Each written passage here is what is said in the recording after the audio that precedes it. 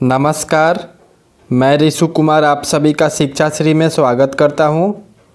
आज के इस क्लास में हम आपको ज्योग्राफी के यानी कि भूगोल के महत्वपूर्ण प्रश्नों को पूरे एक्सप्लेनेशन के साथ कराएंगे, जो कि आपके सारे कॉम्पिटिटिव एग्ज़ाम्स में पूछे जाते हैं। तो चलिए क्लास को स्टार्ट करते हैं। और क्लास को स्टार्ट करने से पहले आप सभी सोशल साइट से जुड़ जाएं। जितने भी शिक्षाश्री के सोशल साइट्स हैं उन सारे से जुड़ जाएं। सारे के लिंक डिस्क्रिप्शन बॉक्स में दिया गया है। फेसबुक, इंस्टाग्राम, टेलीग्राम सारे जगह जुड़ जाएं। सारे जगह क्वेश्चंस कराए जाते हैं। और इसके पीडीएफ के लिए आपको टेलीग्राम चैनल से जुड़ना है, जिसका लिंक डिस्क्रिप्शन बॉक्स में दिया गया है। चलिए क्लास को स्टार्ट करते हैं। पहला क्वेश्चन है, दाचीगाम वन्यजीव अभयारण्य कहाँ स्थित है? Where is Dachigam wild life sanctuary located? Options हैं अरुणाचल प्रदेश, मध्य प्रदेश, जम्मू और कश्मीर या फिर महाराष्ट्र। सही उत्तर होगा जम्मू और कश्मीर।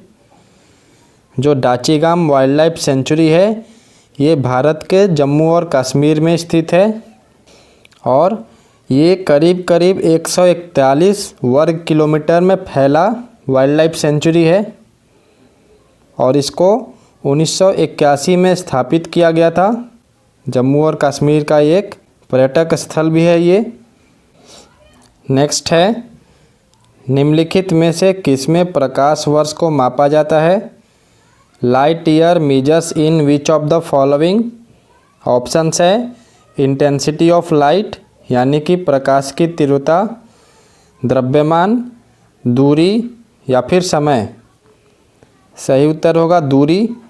जो प्रकाश वर्ष होता है उसको दूरी में मापा जाता है और प्रकाश वर्ष को LY से चिन्हित किया जाता है।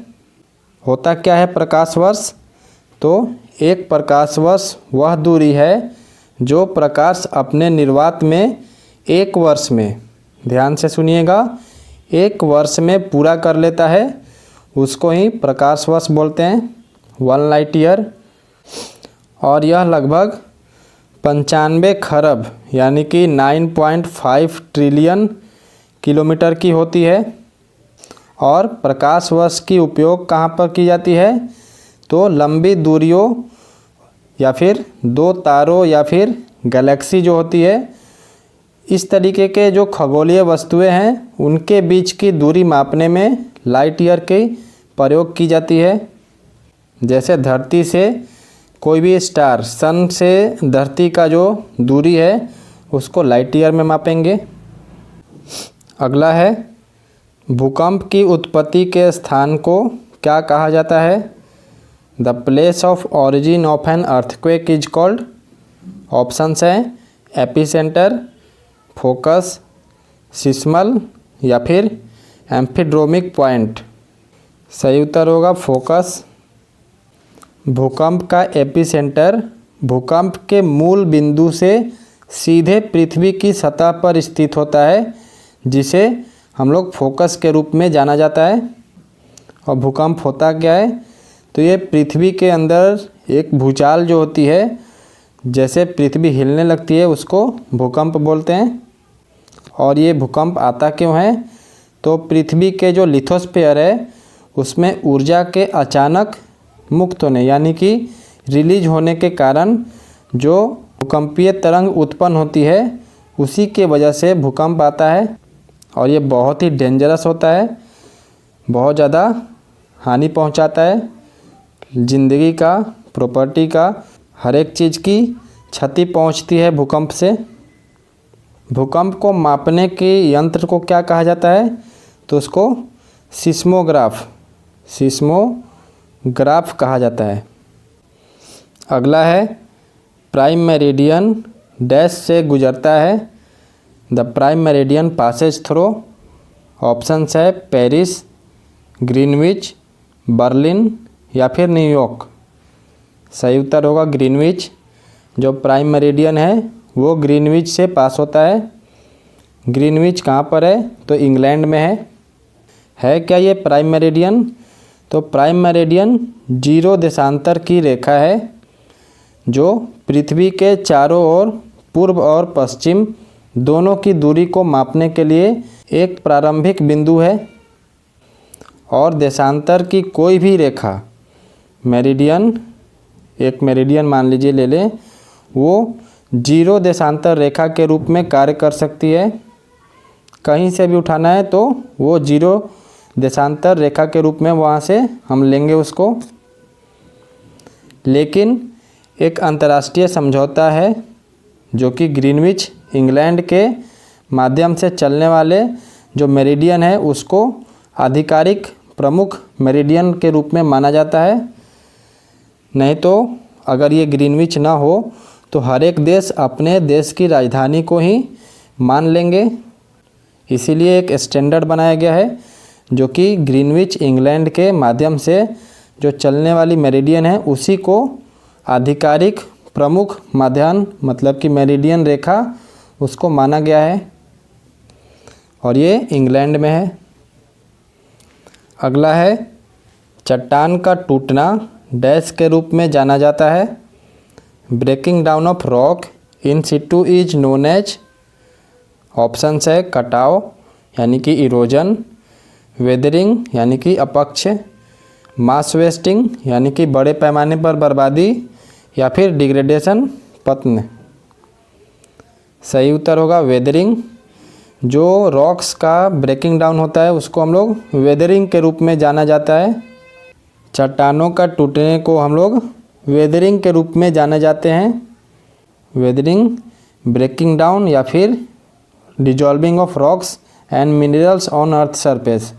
मतलब कि वेदरिंग क्या है कि चट्टानों का टूटना या फिर चट्टानों का डिजॉल्व हो जाना धरती के सतह में। और इसके एजेंट्स क्या हैं? वेदरिंग के एजेंट्स होते हैं जिनके द्वारा वेदरिंग होता है मतलब चट्टानों का टूटना होता है।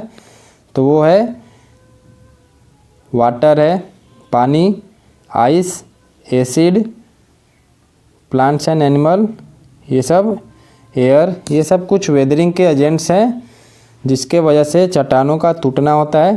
तेज़ हवा आ जाए तो चट्टान टकराकर टूटने लगते हैं। उसी तरीके से पानी के वजह से भी चट्टान टूटते हैं टकराकर या फिर फ्रीज होकर। तो बहुत सारे फैक्टर्स हैं वेदरिंग का। नेक्स्ट है विश्व का सबसे ऊंचा जलप्रपात कौन सा है? The highest waterfall of the world is. Options है नियाग्रा फॉल्स, बोयाम फॉल्स, एंगलेस फॉल्स या फिर खोन फॉल्स। सही उत्तर होगा एंगलेस फॉल्स। ये वेनेजुएला में एक वाटरफॉल है वेनेजुएला का और इसकी ऊंचाई करीब करीब 979 मीटर की है जो कि दुनिया का सबसे ऊंचा निर्बाध झरना है। अनइंटरप्टेड फॉल है ये। अगला है रबर के पौधे कहाँ पर पाए जाते हैं? Rubber plantations are found in. Options है टेम्परेट फॉरेस्ट यानी कि समशीतोष्ण वन, माउंटेन रीजन यानी कि पर्वतीय क्षेत्र, पोलर रीजन ध्रुवीय क्षेत्र या फिर इक्वेटोरियल रीजन। सही उत्तर होगा इसका इक्वेटोरियल रीजन। रबर का प्लांटेशन इक्वेटोरियल रीजन में ज़्यादातर होता है। और इक्वेटोरियल क्षेत्र क्या है? ये भूमध्य रेखा के चारों ओर एक बैंड में स्थित है और पृथ्वी की सतह का लगभग 6% कवर करता है इक्वेटोरियल रीजन। और ये अक्सर जो लोलैंड एरिया है यानी कि तराई क्षेत्र है वहाँ पर होते हैं। और यहाँ की जलवायु पूरे वर्ष गर्म और गीली होती है, वेट एंड हॉट होती है। इक्वेटोरियल रीजन में किस तरह के फॉरेस्ट होते हैं? तो ट्रॉपिकल रेन फॉरेस्ट, उष्णकटिबंधीय वर्षा वन। अगला क्वेश्चन है नागार्जुन सागर परियोजना का निर्माण निम्न में से किस नदी पर किया गया है? The Nagarjuna Sagar project is constructed on which of the following river. Options है कावेरी, कृष्णा, इंदस या फिर गोदावरी। सही उत्तर होगा कृष्णा। जो नागार्जुन सागर प्रोजेक्ट है ये कृष्णा नदी पर इसका निर्माण किया गया है और ये दुनिया का सबसे बड़ा पत्थर की चिनाई किया हुआ बांध माना जाता है। और ये नागार्जुन सागर डैम किस राज्य में है? तो भारत के आंध्र प्रदेश और तेलंगाना में है। आंध्र प्रदेश के गुंटूर जिला पड़ता है और तेलंगाना का नालगोंडा जिला, इन दोनों के मध्य में है ये। और यह भारत की सबसे बड़ी नहर प्रणाली है जो कि व्यापक रूप से फैली हुई है। इसको 1969 में पूरा किया गया था बनाकर। ऊंचाई कितनी है? तो 124 मीटर की ऊंचाई है और 1 किलोमीटर करीब करीब लंबा है ये। 26 गेट है इस डैम में और इसका उद्देश्य क्या था? तो पनबिजली उत्पादन करना, यानी कि हाइड्रो इलेक्ट्रिसिटी के लिए इसको बनाया गया था। और यह स्वतंत्र भारत की पहली परियोजनाओं में से एक है। इस बांध की नींव किसने रखा था? तो उस समय के तत्कालीन प्रधानमंत्री पंडित जवाहरलाल नेहरू ने रखा था। अगला क्वेश्चन है, बलपक्रम अभयारण्य किस राज्य में स्थित है? जितने भी सेंचुरीज है, वाइल्ड लाइफ सेंचुरीज, बहुत ही महत्वपूर्ण है और बार बार क्वेश्चंस पूछे जाते हैं। इसके ऑप्शंस हैं सिक्किम, मणिपुर, मिजोरम या फिर मेघालय। सही उत्तर होगा इसका मेघालय। जो बलपक्रम सेंचुरी है ये भारत के मेघालय राज्य में स्थित है और ये मेघालय में दक्षिण गारो हिल्स, बहुत ही इम्पोर्टेंट है, दक्षिण गारो हिल्स ज़िले में स्थित है। ये एक नेशनल पार्क है, राष्ट्रीय उद्यान का हिस्सा है और पार्क में बलपक्रम पठार और आसपास के जंगल भी शामिल हैं। अगला है, अफ्रीका के घास के मैदान के रूप में जाना जाता है। इन ऑप्शंस में से बताना है किसे जाना जाता है। The grasslands of Africa are known as. Options है डाउन, पम्पास, प्रेरीज या फिर सवानाज। सही उत्तर होगा सवानाज। जो अफ्रीका के ग्रासलैंड्स हैं उनको सवानाज से जाने जाते हैं। उसी तरीके से अमेरिका के मिडवेस्ट के ग्रासलैंड को किस नाम से जाने जाते हैं अगर पूछ लेगा तो प्रेरीज। ये प्रेरीज अमेरिका का है। पम्पास ये साउथ अमेरिका में पम्पाज से जाने जाते हैं। डाउन जो है ये ऑस्ट्रेलिया के ग्रासलैंड्स को डाउन्स बोलते हैं। और सेंट्रल यूरेशियन ग्रासलैंड को क्या बोलते हैं? तो स्टिप्स। ये ऑप्शंस में नहीं है लेकिन एक्स्ट्रा नॉलेज के तौर पे आपको बता रहे हैं। अगला है, जारवानी झरना निम्नलिखित में से किस अभयारण्य के अंदर स्थित है? The Zarwani waterfall is located inside which of the following sanctuary? Options है रक्षा द्वीप वन्यजीव अभयारण्य, बंजर द्वीप वन्यजीव अभयारण्य, सुल्पनेश्वर वन्यजीव अभयारण्य या फिर कोरिंगा वन्यजीव अभयारण्य। सही उत्तर है इसका C option, Shoolpaneshwar wild life sanctuary, Shoolpaneshwar वन्यजीव अभयारण्य। जो जारवानी वाटरफॉल है ये सुल्पनेश्वर वाइल्ड लाइफ सेंचुरी के बहुत डीप, मतलब बहुत ज़्यादा अंदर है और ये गुजरात के नर्मदा और महाराष्ट्र के नंदुरबार, इन 2 ज़िलों में स्थित है। और जो ये सेंचुरी है सुल्पनेश्वर वाइल्ड लाइफ सेंचुरी, ये करीब करीब 607 किलोमीटर स्क्वायर एरिया में फैला हुआ है। अगला है, the land forms formed by wave erosion is. लहर अपरदन से बनने वाले भूमि किस रूप के होते हैं? ऑप्शंस है स्पिट यानी कि भुजी हुआ, बीच, गुफा या फिर बैरियर आइलैंड। सही उत्तर होगा गुफा। जो वेव इरोजन से जो लैंडफॉर्म होता है वो गुफा होता है। अगला है, किस विशेष स्थिति पर सूर्य पृथ्वी से सबसे कम दूरी पर रहता है? On which particular date sun remains at its shortest distance from the earth? Option है 21 मार्च, 21 जून, 3 जनवरी या फिर 22 सितंबर। सही उत्तर होगा इसका 3 जनवरी। 3 जनवरी को जो सूर्य है ये पृथ्वी से सबसे कम दूरी पर रहता है और डिस्टेंस कितना बचा रहता है? बस 147.5 मिलियन किलोमीटर। और इसी को पेरीहेलियन बोला जाता है, पेरीहेलियन। और उसी तरीके से 4 जुलाई को क्या होता है, जो अर्थ है ये सूर्य से बहुत दूरी पर होता है, सन से बहुत दूरी पर होता है और उसको क्या बोलते हैं? तो एपहेलियन। कम दूरी वाले को पेरीहेलियन, ज़्यादा दूरी को एपहेलियन। अगला क्वेश्चन है, एक जंगल को पुनर्जीवित करने की प्रक्रिया है जो एक बार अस्तित्व में थी लेकिन अतीत में किसी समय उसे नष्ट कर दिया गया था। Dash is the process of restoring a forest that once existed but was removed at some point of time in the past. इसको क्या कहते हैं ये बताना है। ऑप्शंस है वनों की कटाई यानी कि डिफॉरेस्टेशन, रिफॉरेस्टेशन यानी कि वनीकरण, ग्रीन हाउस बोलते हैं, या फिर झूम कल्टीवेशन यानी कि झूम खेती। वनों के रीस्टोरिंग को रिफॉरेस्टेशन बोलते हैं, वनीकरण।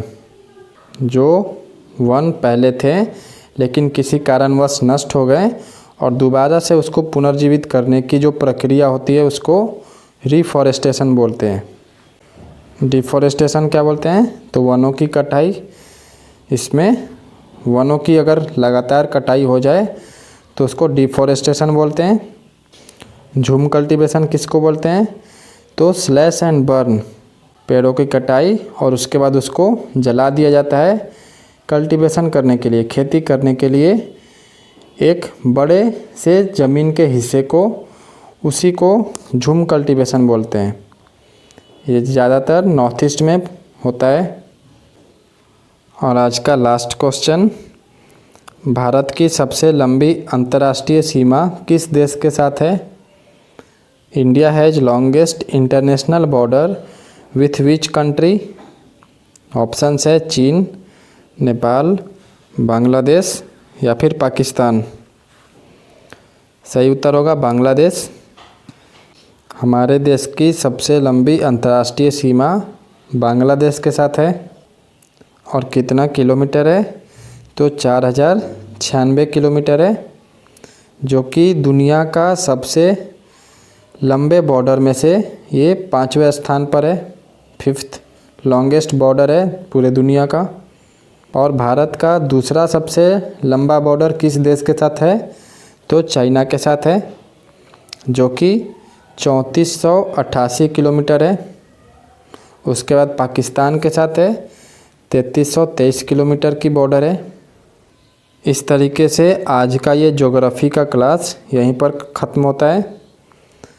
सारे महत्वपूर्ण क्वेश्चंस को पूरे डिटेल में कराया गया है, तो आप लोग ज़्यादा से ज़्यादा इसे दोबारा से देखें और अन्य क्लासेज को भी आप लोग ज़्यादा से ज़्यादा देखें। सारे क्वेश्चंस को कराए जाते हैं टॉपिक वाइज और पूरे डिटेल में कराए जाते हैं, तो आप लोग सारे क्लासेज को ज़रूर देखें। चलिए मिलते हैं अगले क्लासेज में, तब तक के लिए धन्यवाद। जय हिंद, जय भारत।